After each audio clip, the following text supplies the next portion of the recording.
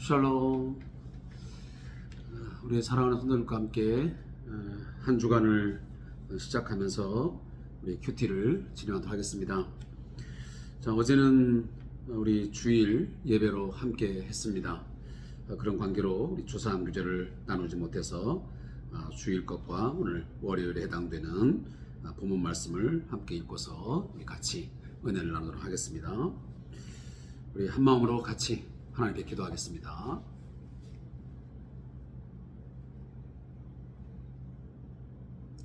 우리의 마음과 생각의 그 깊은 것이라도 다 통찰하시는 하나님 아버지,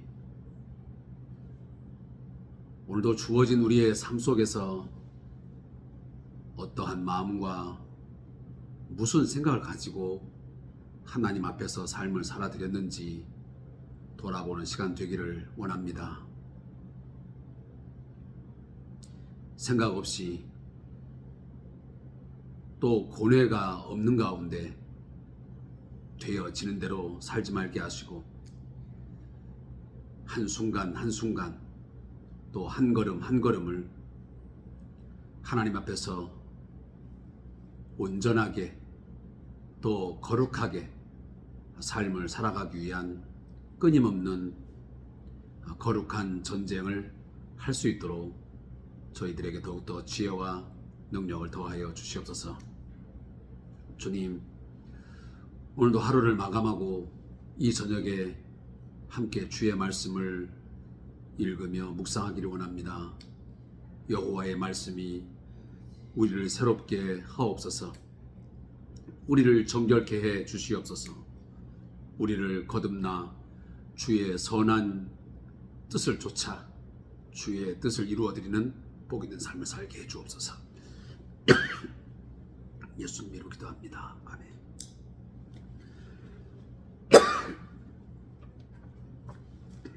죄송합니다. 하나님 말씀은 에레미야 12장 함께 보겠습니다.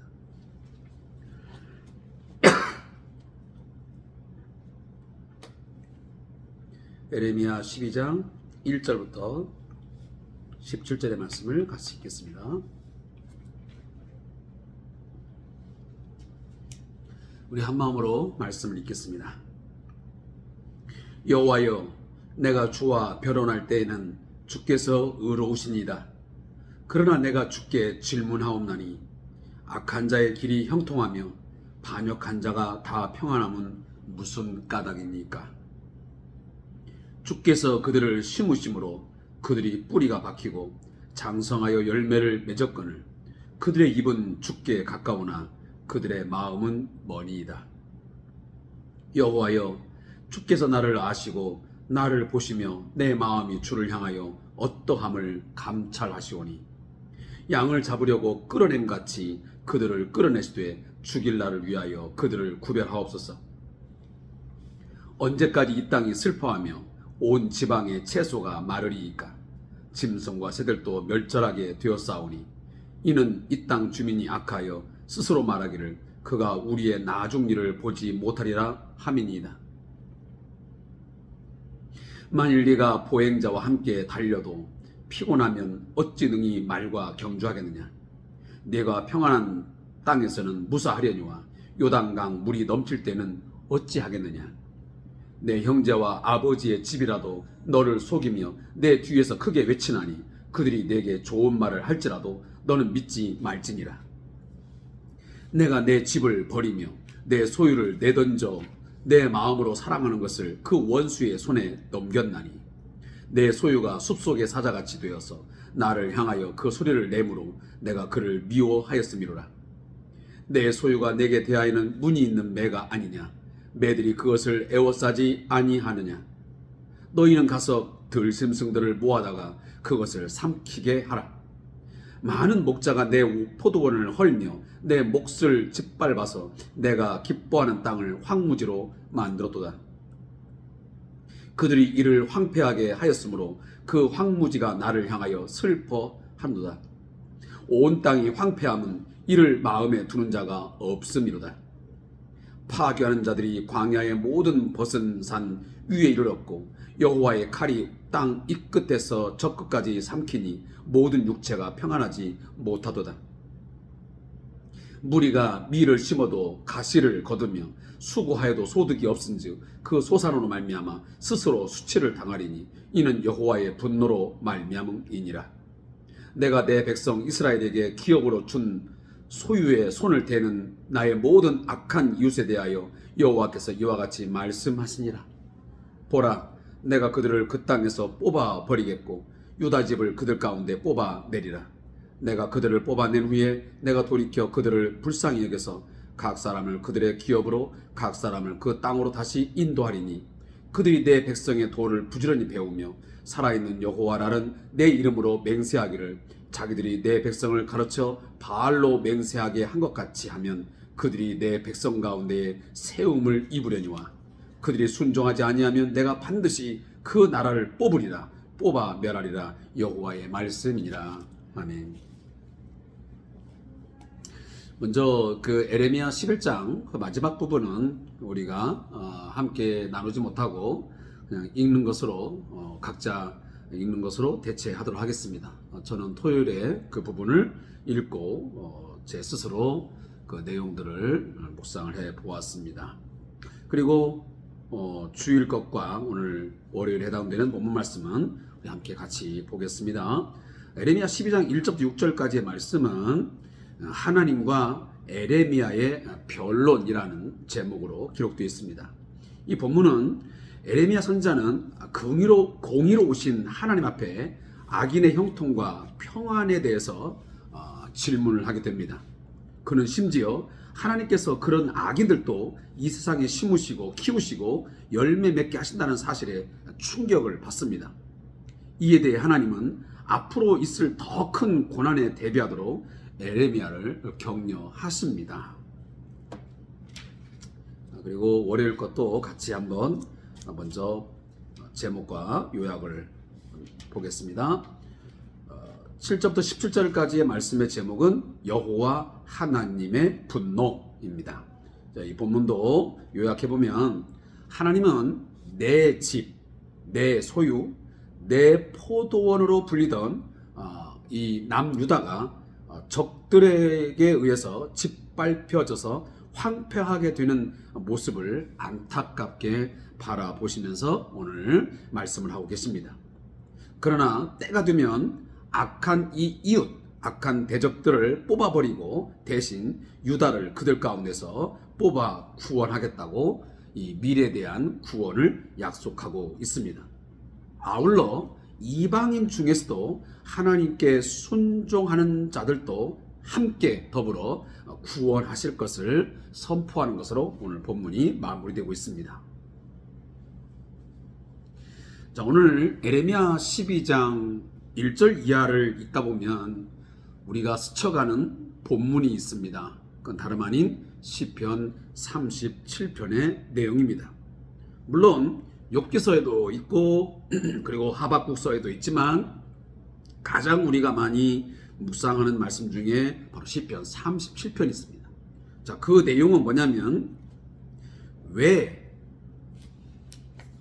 하나님 앞에 불순종하고 악을 일삼는 이 악인들이 이 세상, 이 땅에서 왜 형통하고 평안한 삶을 살아가느냐라는 것입니다. 온 세상을 공의로 오신 하나님께서 온전하게 통치하시고 다스린다고 한다면 악인은 불통하고 악인은 고통을 당하고 의인은 형통하면서 성공적인 행복한 삶을 살아야 되는데 꼭 그렇지만은 않을 때가 현실적으로 있기 때문에 바로 그러한 부분에 대한 질문을 오늘 본문도 하고 있고 많은 그리스도인들이 이 부분에 대해서 고뇌를 하면서 갈등을 할 때가 있습니다.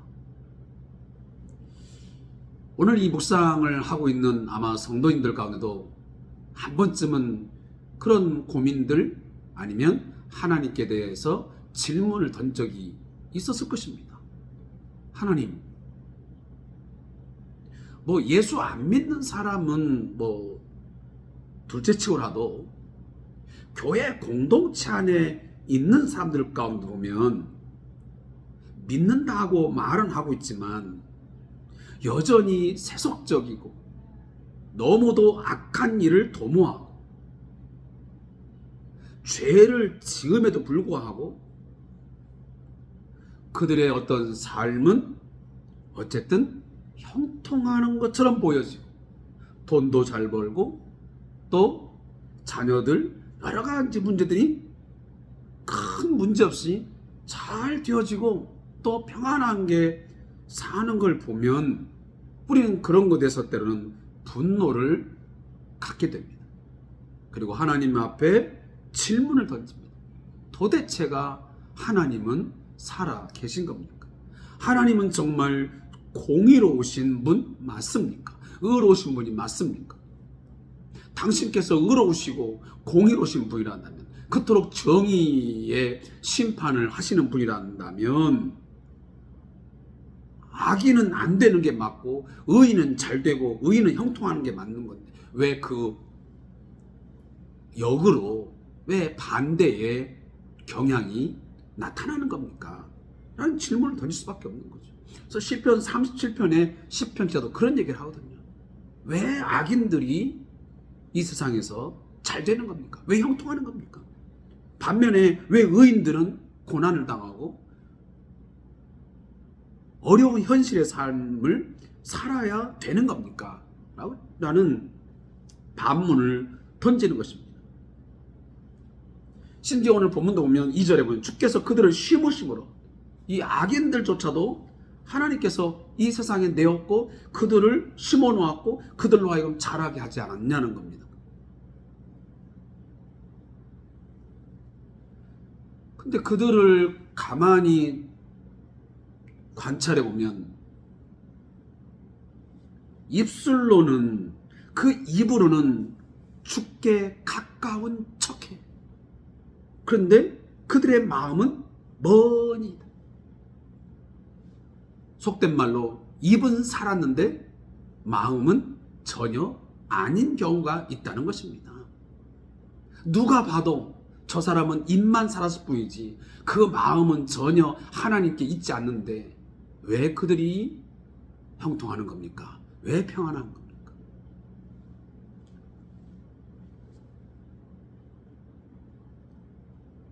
그러면서 예레미야는 이런 이야기를 3절 말씀에 하십니다. 하나님, 나를 아시고 나를 보시며 내 마음이 주를 향하여 어떠함을 감찰하지 않습니까? 그렇다면 나에게 공격을 하고 나를 죽이려고 하고, 바로 왜냐하면 이 앞부분에 보면 에레미야를 죽이려고 하는 사람이 있었거든요. 아나돗 그 고향 사람들이. 그러면 하나님께서 공의로우시다면, 의로우시다면 그들을 끌어내어서 양을 잡으려고 끌어낸 같이 끌어내어서 그들을 하나님 어떻게 처분을 하셔야지. 언제까지 이렇게 보고만 있으렸습니까? 제발 구별 좀 해주십시오. 의인과 악인을 구별해 주십시오. 라는 항변을 오늘 하나님 앞에 하고 있습니다. 그리고 4절 이하 보면 지금 이 땅이 이렇게 황폐화되어지고 모든 만물들이 다 회파되고 무너지고 되어진 것이 그 이유가 뭐냐? 결국은 그 악인들 때문에 이렇게 되었다라고 말합니다. 그랬더니 이 선지자의 질문에 대해서 하나님이 답변을 두 가지로 답변합니다. 첫째는 일반인과 달리기를 해도 피곤하면 어떻게 말과 경주를 할 수 있겠느냐. 자, 이거 하나고, 두 번째는 안전한 땅에서도 제대로 걷지 못하면 요단 강물이 범람할 때는 어떻게 걸을 수 있겠느냐. 이 두 가지 이야기는 이런 이야기입니다. 매우 평범한 일, 큰 일도 아닌 그냥 일반적인 일도 너가 그렇게 이해할 수 없고 힘들게 생각한다면 앞으로 닥칠 더 큰 일, 더 복잡한 일에 대해서는 네가 도대체 어떻게 감당하려고 하느냐. 더 복잡하고 네가 이해할 수 없는 일들이 더 많이 일어날 것이다. 악인들이 번영하는 일들이 있을 것이다. 그런 일이 있으면 하나님에 대해서 더 너가 이해할 수 없는. 그런데 6절 말씀에 보면 하나님이 이렇게 말씀하세요. 에레미야에게 충고를 하는데 결정적인,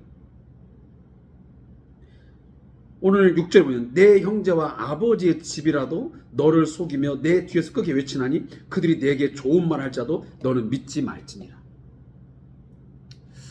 너가 지금 이러한 이해할 수 없는 것 때문에 고민을 하고 굉장히 지금 분노하고 불평을 하고 있는데, 이런 상황에서 내 형제 고륙지친 할지라도 그 어떤 말로 너에게 와서 이야기한다 할지라도 아부할지라도 뭐 하지 말라? 그의 말들에 대해서 믿지 마라. 믿지 마라. 그리고 하나님께서 하시는 메시지를 믿으라는 것입니다. 자, 그 이야기가 이제 시편 37편으로 간다면 그렇게 우리가 결론을 맺을 수 있습니다. 시편 37편에 뭐냐면, 지금 현실의 세계 속에서는, 지금 현 세계 속에서는 그들이 형통하는 것 같고 그들이 복을 받은 것 같고 모든 것이 평안한 것 같지만, 모순된 어떤 하나님의 일하심 같지만 결국은 가서 그 마지막을 가서 보면 악인은 결국 망하게 되는 것이고 의인은 하나님께서 인정하사 그것이 바로 형통한 길로 가게 될 것이다. 그러니까 지금의 과정, 어떤 지금 현세의 그것만 보고 네가 이러쿵저러쿵 판단하지 말아라. 언제까지? 마지막까지 그것을 봐야 된다는 겁니다. 우리의 현실에도 그런 문제는 여전히 지금도 있습니다. 정말 양의 탈을 쓴 사람들, 입으로는 정말 그리스도인 같은데 그 마음과 생각, 그 행동들을 보면 전혀 아닌 것 같은 사람, 정말 위선과 거짓으로 가득한 사람들. 근데 그런 사람들이 뭘 하면 잘 되고 형통하는 것 같이 보이죠. 그때는 화가 나잖아요. 도대체 하나님은 뭐 하시는 것인지, 왜 그들을 왜 보고만 있는 것인지, 그냥 즉각적으로 막 심판하셔서 뭔가 그냥 행동으로 보여주시지. 그러면 저들이 저기까지는 안 할 텐데 왜 참아 보고 계시는 것이지. 자, 그런 생각을 할 때마다요, 저는 가끔 그런 생각도 해요. 그 말도 일리가 있습니다. 그렇지만 정말 하나님께서 참지 아니하시고 즉각적으로 우리의 죄에 대해서, 우리의 잘못한 어떤 과오에 대해서 그때그때 심판하신다면 나는 과연 거기에서 자유로울 수 있느냐, 떳떳할 수 있느냐 라는 문제가 또 발생할 수 있습니다. 죄의 경중에 있어서는 좀 차이가 있을 수 있습니다. 그러나 어쨌든 간에 하나님께서 거기에 대해서 정말 그때그때 즉각적으로 반응한다면 아마 이 세상에는 그 누구도 살아남을 사람, 또 아마 매를 안 맞을 사람 거의 없습니다. 따라서 우리가 하나님께서 어떤 시간을 좀 시차를 두고 이 사람은 요만큼을 두고 저 사람은 저만큼을 두고 하는 것을 지켜보시면서 하나님께서 뭔가 행하는 데 대해서는 우리가 좀 믿음을 가지고 인내하면서 바라볼 필요가 있습니다. 그걸 가지고 왜 저렇게 하시느냐, 하나님이 도대체 왜 그렇게까지 참는 것이냐, 왜 하나님은 그런 방법으로 왜 이 세상을, 왜 사람들을 통치하시느냐 라고 하는 것은 우리의 어떤 조급한, 우리의 어떤 짧은 그런 생각 속에서 나온 것이라고 생각이 듭니다. 자, 그리고 마지막으로 여호와 하나님의 분노가 나옵니다. 자, 7절에서 10절까지 말씀인데, 자, 이 말씀 보면 하나님의 백성, 이 남쪽 유다, 지금 남쪽 유다에 관련된 메시지거든요. 에레미야가 이제 거의 하나님의 심판을 받아 멸망할 수밖에 없는 그 남유다를 향한 지금 메시지가 에레미야를 통해서 계속 흘러나오는 거거든요. 자, 그러면 여기 내 집, 내 소유, 이것은 전부 다 지금 남유다 하나님 백성들을 지칭하는 겁니다. 근데 여기 보면 내 집, 내 소유, 내 마음으로 사랑하는 것, 이 모든 것이 내 포도원, 이 내라고 하는 이 인칭, 1인칭을 쓴 거 보면 이 하나님과 이스라엘과의 관계가 얼마나 친밀하며 또 특별한 관계인가를 우리가 볼 수 있습니다. 우리가 사실은 내 아들, 내 와이프, 내 남편, 내 컴퓨터, 이 뭔가 내 자를 부실 때는 이것과 이것 사이에 어떤 특별한, 정말 아주 친밀한 그런 관계가 있지 아니하면 내라는 말을 쓸 수가 없습니다. 우리가 남의 물건, 또 남의 사람 갖다가 내 와이프, 내 남편, 내 핸드폰, 내 집, 이렇게 말하는 사람 봤습니까? 그건 말이 안 되지 않습니까? 그런 부분에서 하나님께서 이스라엘 백성들에 대해서는 어떠한 형편과 어떠한 처지이든지 간에 끊임없이 뭐라고 말씀하냐면 내 소유, 내 집, 내 마음으로 사랑하는 것, 내 포도원이라고 끝까지 자신의 이 파트너, 하나님의 백성들에 대한 그런 소중함, 어떤 그런 귀함을 계속 어필을 해요. 사랑하는 성도 여러분, 오늘도 하나님께서는 저와 여러분을 보시면서, 또 여러분의 가정을 보시면서, 또 우리 교회 공동체를 보시면서 뭐라고 말씀하실까요? 너희는 내 백성이야, 내 소유야, 내 포도원이야, 내 아들이야, 내 딸이야. 저는 그렇게 하나님께서 여기시고 오늘도 말씀하실 거라고 저는 믿습니다. 또 그렇게 여기시고 오늘도 하나님께서는 내 집, 내 소유된 내 마음으로 사랑하는 이 것들을 끊임없이 권면하시고 지금도 붙드시고 또 보호하시고 우리를 이끌어 가신 줄로 믿습니다. 하나님께서 우리들을 당신의 포도원으로 삼으셨기 때문에 한 송이 한 송이를, 나무 한 그루 한 그루를 오늘도 장가지를 치시고 또 풀을 뽑아내시고, 농부들이 그 포도송이 한 송이 한 송이를 이렇게 싸매듯이 송이 하나하나를 싸매시고 또 벌레를 잡아내시고, 그러면서 그 포도원을 보호하고 열매를 훗날 또 기대하는 것처럼 하나님은 지금도 그렇게 우리 교회 공동체를, 또 우리의 가정을, 우리 한 사람 한 사람을 그렇게 또 하나님이 지금도 가꾸어 가고 있음을 믿는 것입니다. 그런데 문제는 이렇게 여호와의 집, 여호와의 소유, 여호와의 사랑을 받는 자들, 여호와의 포도원이 된 우리들이 대적들에 의해서 결국 하나님의 진노로 황무지가 되어지고 황폐화 되어지고 다 무너져 버리는 이런 일들이 발생한다는 사실입니다. 왜? 죄 때문에. 다른가 아니에요. 하나님은 당신의 소유이기 때문에, 당신의 포도원이기 때문에 그냥 내버려 두는 게 아니에요. 그래서 히브리서에 보면 뭐라고 말씀하십니까?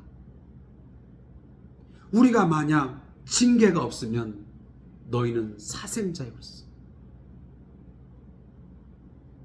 우리를 사랑하시기 때문에, 우리가 그의 자녀이기 때문에 하나님은 징계하시고 진노하시는 거예요.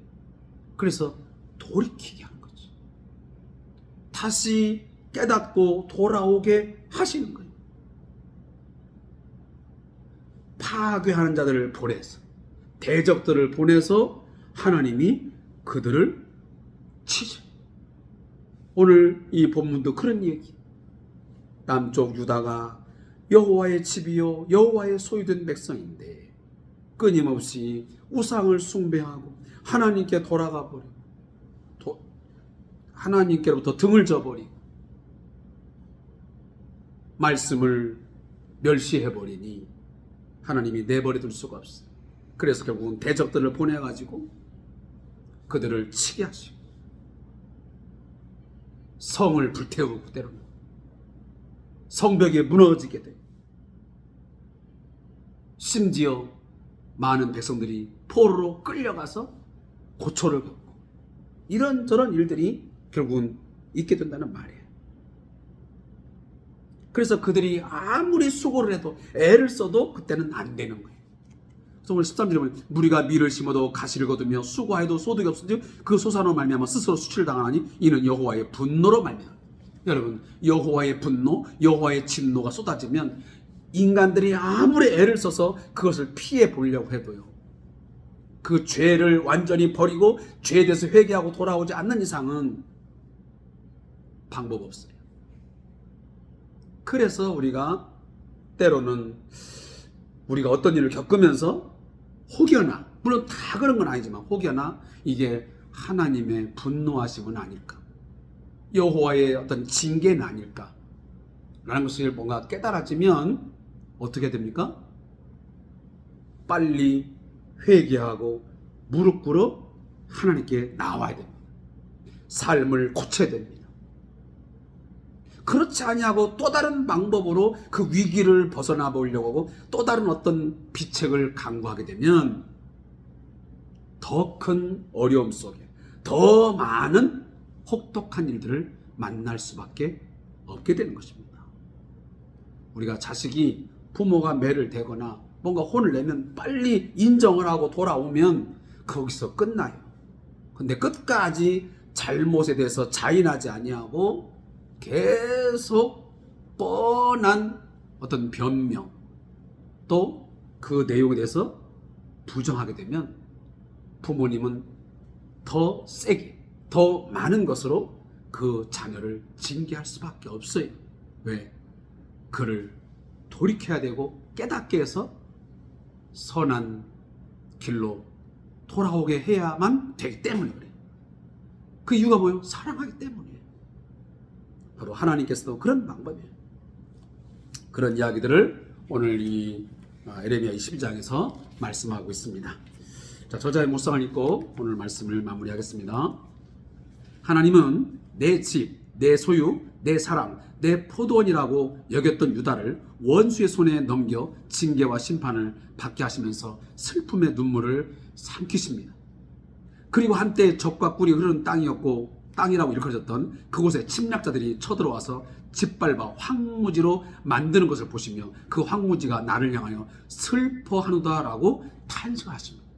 그러나 하나님은 이런 유다의 멸망을 다른 한편으로는 이방 민족에 대한 구원의 기회로 삼으셨습니다. 즉 유다 백성뿐만 아니라 그들을 괴롭히는 이방인 중에서 여호와의 말씀에 순종하는 사람들을 함께 구원하실 것을 선포하십니다. 더는 인종과 혈통의 굴레에 얽매이지 않고 세상 모든 민족 중에서 여호와를 경외하는 자들은 누구나 구원하시겠다는 말씀입니다. 그리고 실제로 이 놀라운 구원 계획은 예수 그리스도의 사역을 통해 성취되었습니다. 유대인이나 헬라인이나 종이나 자유인이나 남자나 여자나 다 그리스도 예수 안에서 하나가 되게 하신 것입니다.